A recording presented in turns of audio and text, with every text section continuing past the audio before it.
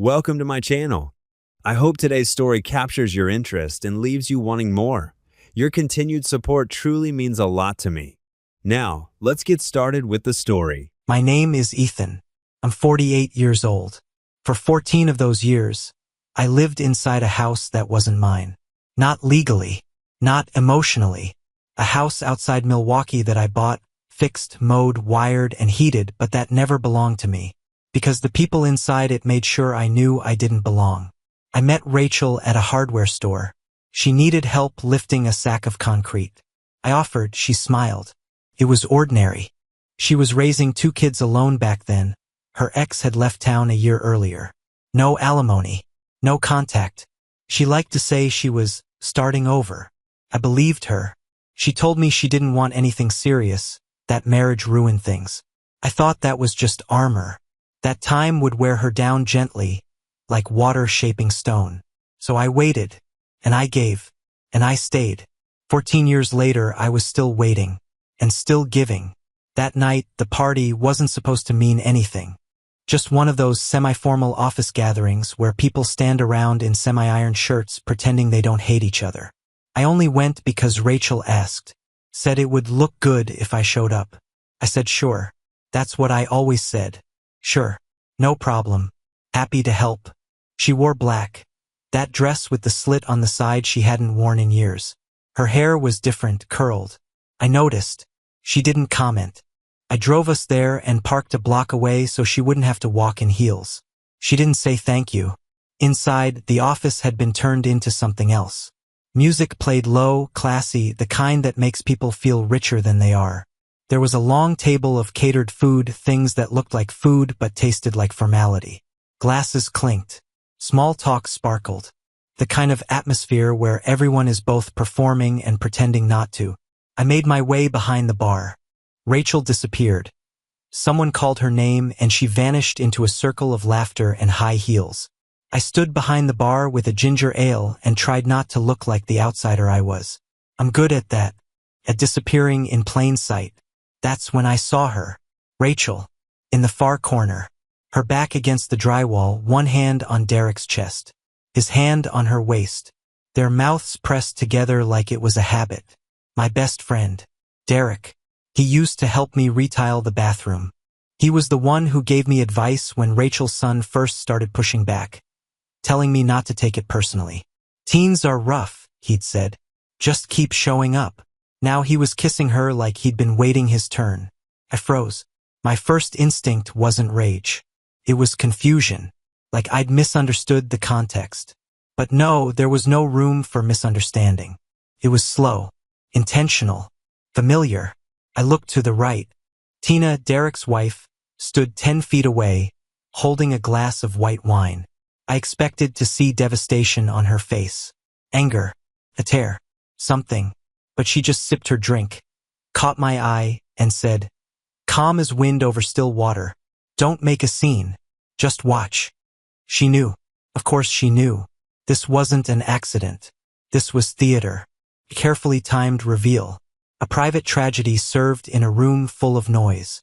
And we were the audience. The other halves. The props. I felt cold. Not angry. Cold. Like something inside me had been pulled out without anesthesia. I stood there for a long time holding that glass of ginger ale. Watching. No one else saw. Or maybe they did and pretended not to. That's how these things go. People choose silence when truth gets messy. I didn't confront her that night. I didn't shout. Didn't make a scene.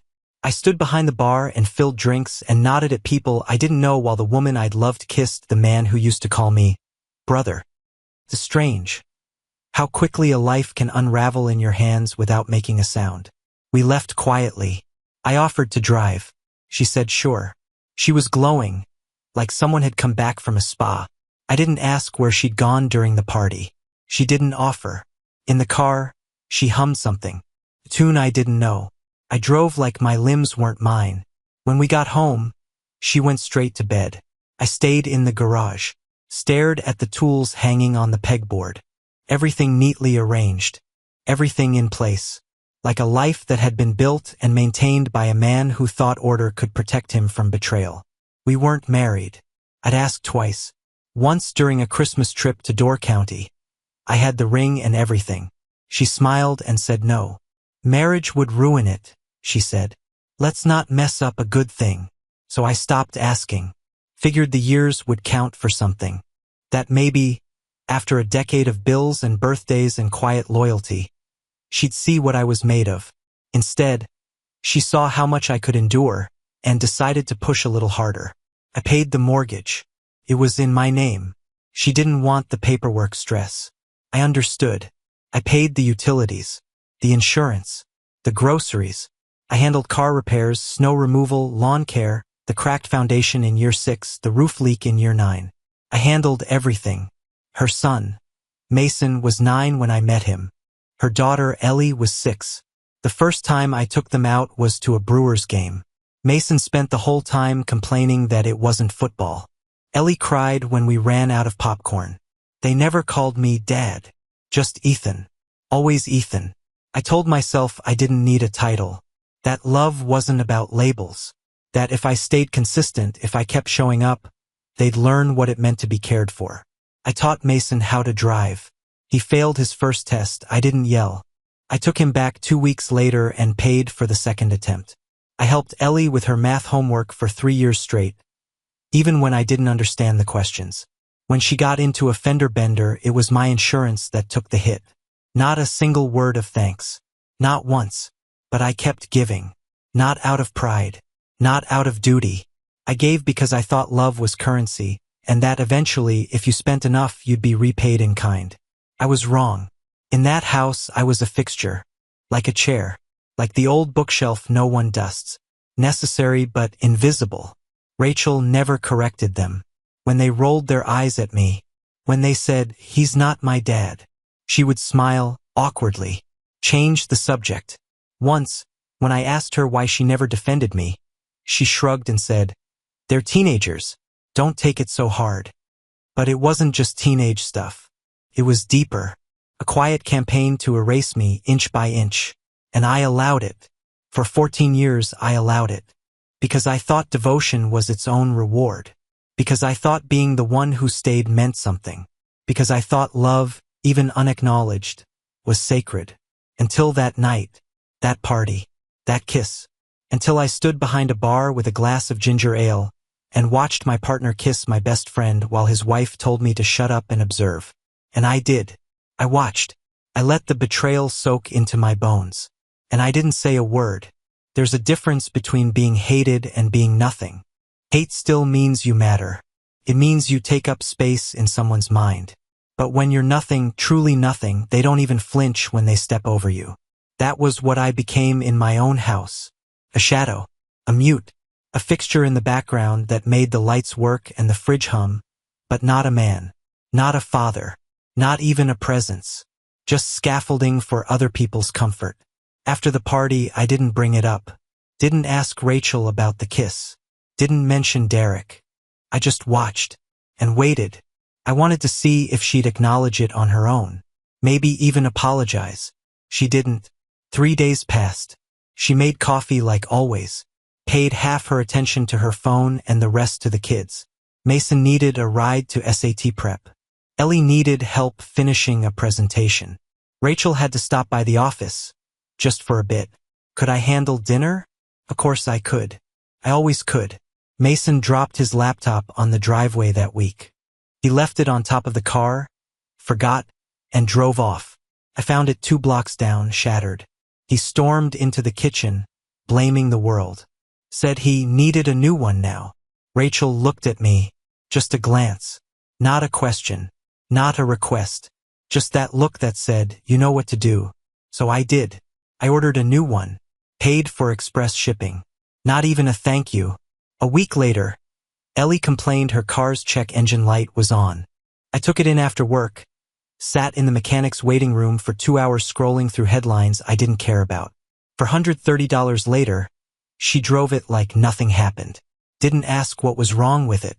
Didn't ask what it cost. The next morning, I came down to the kitchen. Mason and Ellie were eating cereal, both glued to their phones.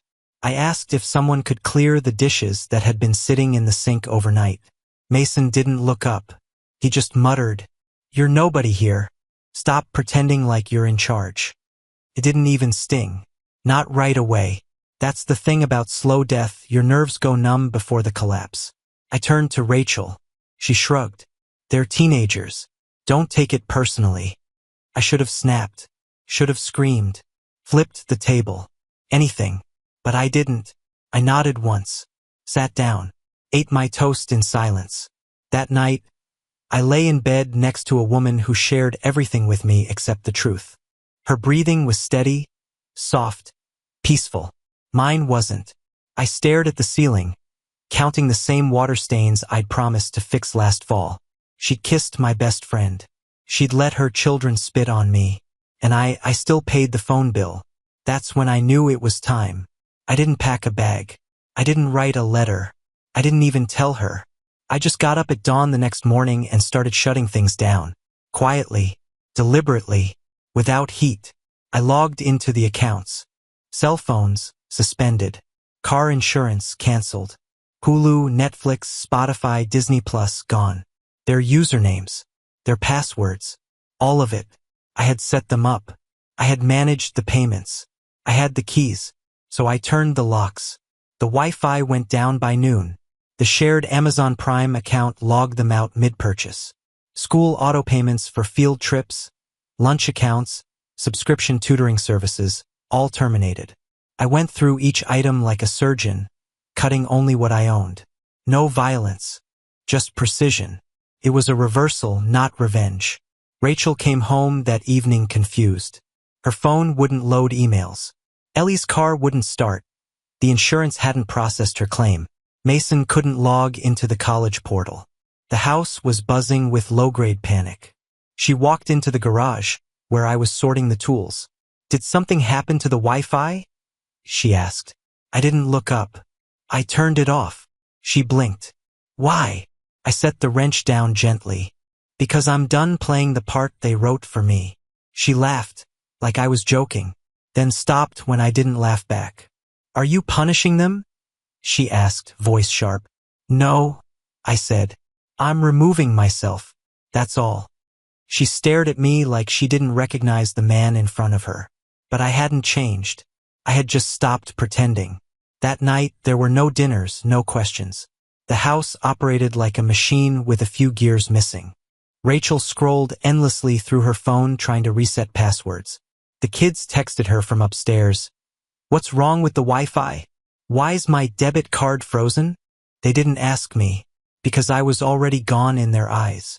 They just hadn't realized I could make it literal. The next morning, Mason came downstairs red-faced. My phone's off, he said, waving it in front of Rachel. What the hell? She looked at me. I sipped my coffee. He's being a psycho, Mason growled. Rachel didn't correct him, didn't scold, didn't defend. Later, she pulled me aside, tried to reason, said the kids had college stuff coming up. Ellie had a big research assignment. Mason had deadlines. They needed access. They needed stability. Then they shouldn't have erased me, I said. She narrowed her eyes. You're blowing everything up. No, I said. I just stopped holding it together. Her face went pale, because she knew it was true.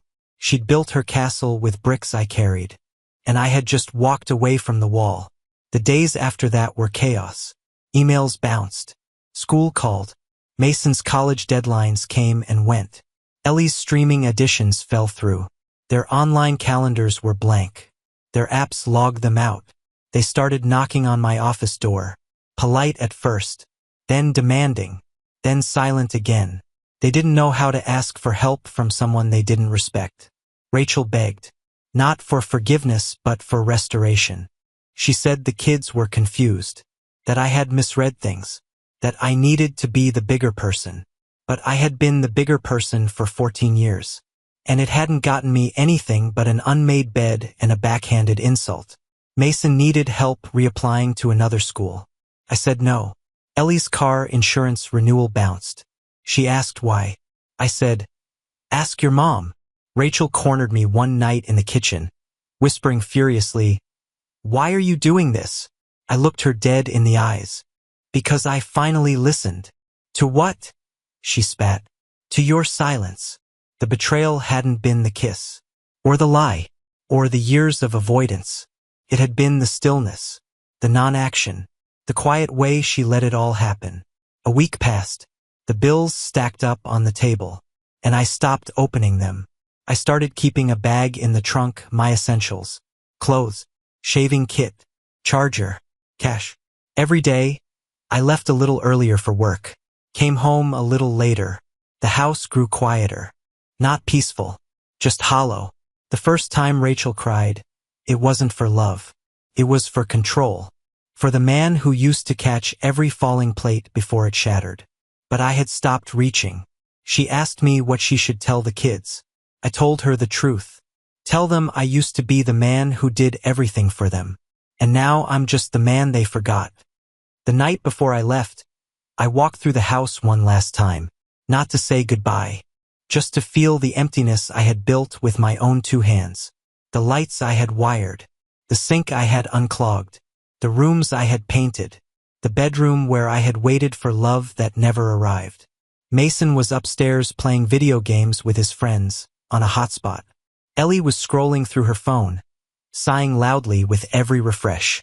Rachel was in the kitchen staring at a bill with trembling hands. I opened the front door.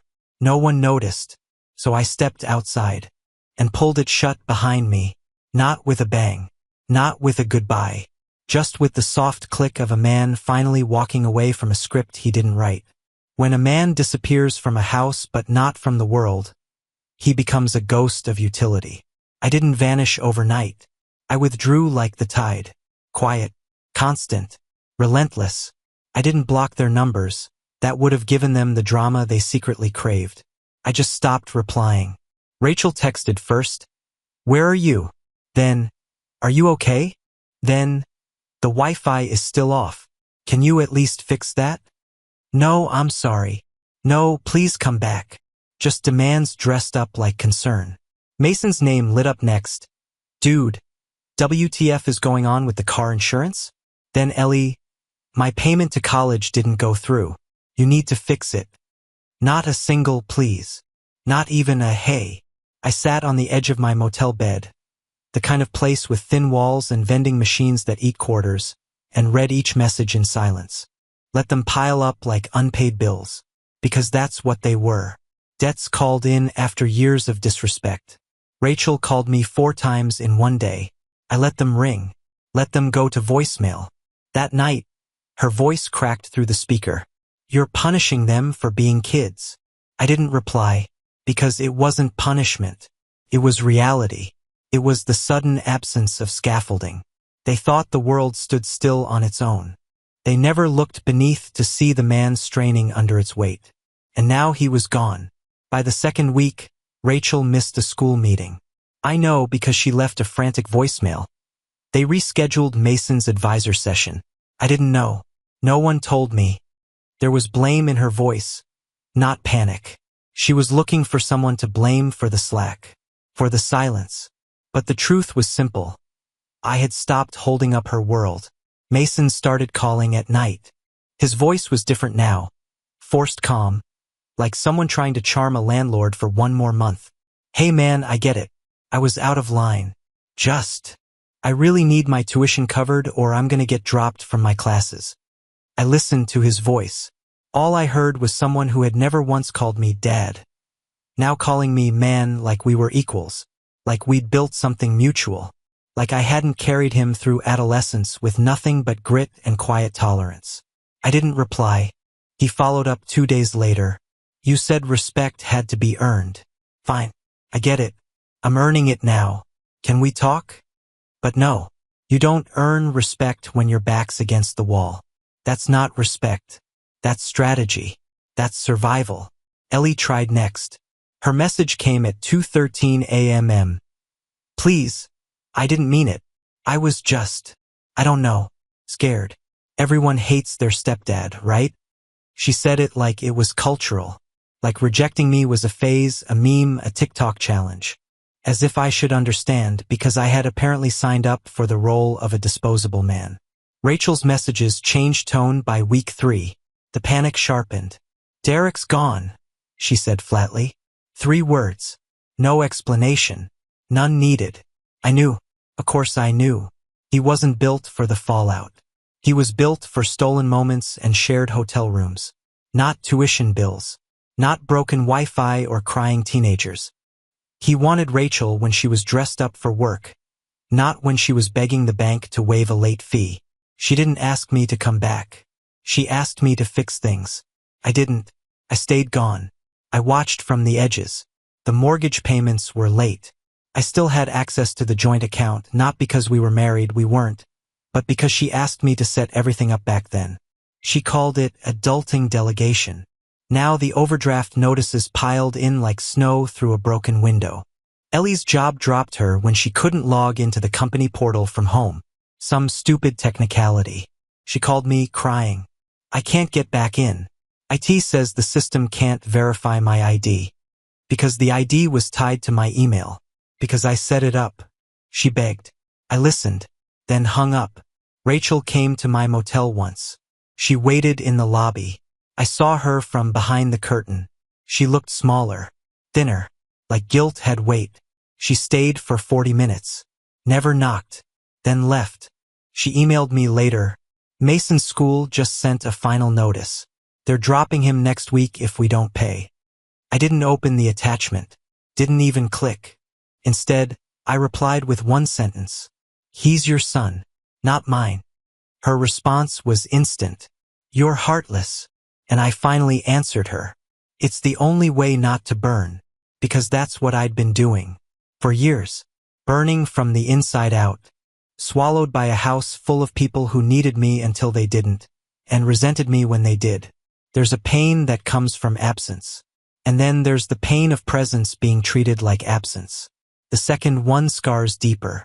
When Mason was officially dropped from his university, Rachel left me a voicemail at 3 a.m. I hope you're happy, she said, her voice raw. But I wasn't. This wasn't about happiness. This was about truth. About consequence. They built a life on my back and then spat in my face. And now the roof was caving in. I moved out officially on a Thursday. No drama. No announcement. I hired a guy off Craigslist, cash in hand, to help me empty out the garage. My tools. My gear. My workbench. I didn't touch anything else. Not the furniture. Not the old photo albums. Let them rot. Let them sit there as relics of a life built on delusion. Rachel texted when she saw the garage. Are you really leaving for good? I didn't reply, because I had already left. Emotionally, spiritually, morally. The only thing I was taking now were the items that had my fingerprints. She tried again. They're kids. They didn't mean it. Can't you just come back? No, because it wasn't a single sentence that broke me. It was every small moment that led up to it. Every time she looked the other way. Every time Mason rolled his eyes. Every time Ellie smirked. Every time I opened my wallet and closed my mouth. The final blow wasn't the kiss. It wasn't the silence. It wasn't the "you're nobody here." The final blow was me, finally believing them. Believing I was nothing. So I stopped pretending to be everything. They thought I was the fallback plan. The man who'd always cave. Always cover. Always step in with a calm voice and a checkbook. But they miscalculated. Because once a man stops trying to be loved, he becomes something else. Untouchable. Free. And in that freedom I watched them crumble. Not gleefully. Not cruelly. Just as a man who knows what happens when a foundation cracks, and no one listens to the creak. A week after I moved, Rachel sent one last message. I told the kids. About Derek. About everything. Mason cried. Ellie hasn't spoken to me in 2 days. Then, you win. But it wasn't a game. It never was. It was a warning. A truth ignored. A debt paid in full. I didn't gloat. I didn't reply. I deleted the message. Because she still didn't understand. This wasn't about winning. It was about walking away from a war I never agreed to fight. I live near a lake now. Small town in Iowa. Quiet enough that the wind has its own voice. There's a bait shop down the road. A diner that still serves coffee in chipped mugs. and neighbors who wave without asking questions. My apartment faces the water. It's not big. One bedroom, small kitchen, a screened porch with a chair I picked out myself. That matters now, what I pick. The first morning I woke up here, I didn't check my phone. No buzzing alarms. No missed calls. No panic in someone else's voice. I sat on the porch with a cup of coffee and watched the lake breathe. It moved like something alive. Something whole. There was no Rachel asking where the keys were. No Mason shouting from upstairs about a missing textbook. No Ellie crying over a dead Wi-Fi signal. Just water. Just wind. Just me. I eat when I'm hungry. I sleep when I'm tired. I don't explain where I'm going or why. I don't tiptoe around slammed doors or sudden moods. I don't walk into rooms where my presence drains the air. There's peace in being forgotten. Took me a while to stop checking the mail for their names. To stop wondering if Ellie got her job back, or if Mason figured out another way to pay for school. But each day the thoughts came less. Now they hardly come at all. Rachel texted again last week. I'm sorry. That's all it said. No punctuation. No follow-up. It was the first message in 2 months. I stared at it for a long time. Not because it stirred anything, but because it didn't. I didn't feel anger, or warmth, or grief. Just distance. Like reading a line from someone else's novel. They all tried, eventually. Mason emailed me a month after I left. I shouldn't have said what I did. I was just angry. I didn't mean it. But meaning doesn't matter when the knife goes in. You can't uncut someone. Ellie wrote a letter. Handwritten. Pages of spiraling cursive and tear-stained apologies. She said she missed me. Said she didn't know how much I did until I was gone. That's the thing about absence, it teaches clarity. When the roof leaks, you remember the man who patched it in the rain. When the bills stack up, you remember the hand that paid them. But clarity isn't redemption. It's just light. And it came too late. I read her letter once, then burned it in a ceramic bowl on the porch. Watched the paper curl and vanish. She had every opportunity to know me when I was there. She chose silence. Rachel sent money. A check for $500. No note. It was supposed to mean something. A gesture. Token. But I mailed it back. Not out of spite, out of principle. You don't buy back dignity. You either give it when it's due, or you lose the man who kept showing up without it. Sometimes I think about sending a note. Just one line. I'm doing fine. But I don't. Because they already know that. I imagine them sitting in that house, the one I paid for. The one with the garden I dug out with my own hands. Where Rachel planted wildflowers and took credit when guests came by. I imagine the dead bulbs now. The weeds. The silence. Maybe they filled it with someone new. Another placeholder. Another man with good intentions and a wallet full of self-erasure. God help him. I wonder what version of me they tell themselves. The villain? The weakling? The martyr? It doesn't matter. They don't know me. Never did. They knew the services I provided. Not the man behind them. They knew hot dinners, full tanks, fresh clothes, working Wi-Fi, but not what it cost. Not what it burned out of me day after day. Because I never showed them. I bled in private. And now, in this silence, I've stopped bleeding. There's a woman I sometimes see at the diner. Elise. She reads the paper cover to cover, leaves generous tips, laughs too loud. She asked me once what brought me to town. Looking for quiet, I said. She smiled, but didn't ask more. That's rare. That's mercy. I don't tell her about Rachel, or the kids, or Derek, or Tina, or the night I stood behind the bar and watched 14 years collapse in a kiss. I don't tell her how I used to fold Ellie's laundry, or how I rewired the basement so Mason could have better lighting for his desk. That's not my story anymore. That's theirs. Mine is simpler now. I wake. I walk. Eat. I breathe. And nobody calls me nobody anymore. I was never looking for love, not really. I was looking for meaning, for weight, for acknowledgement. And in its place, I accepted utility. Labor dressed as belonging. But love without respect is slavery. And I was a slave for 14 years. I don't say that out loud, but I know it now. The hardest part isn't the betrayal. It's realizing how long you allowed it, how many moments you excused, how many doors you opened for people who never once thanked you for the house. But I forgave myself, not them, myself, for staying too long, for believing patience could replace pride, for thinking sacrifice was a currency that would eventually be returned. It wasn't, and that's okay, because now no one calls when something breaks. No one texts when a password resets. No one expects the man in the background to fix the foreground. I am not a father. I am not a husband. I am not the man behind the curtain. I am just Ethan, a man by a lake, a man with no debt left to pay. The phone still buzzes now and then. They still reach out, like hands groping in the dark. Not to say I miss you, but to say we miss what you did for us. But I don't respond, because I did not leave in anger. I left in truth, and truth is heavier than love. It doesn't need apologies. It doesn't need closure. It just needs distance. Sometimes I sit on the porch and think about writing it all down. Every moment, every sacrifice, every quiet insult, every empty birthday, every bruise disguised as a favor. But I don't. I just watch the lake.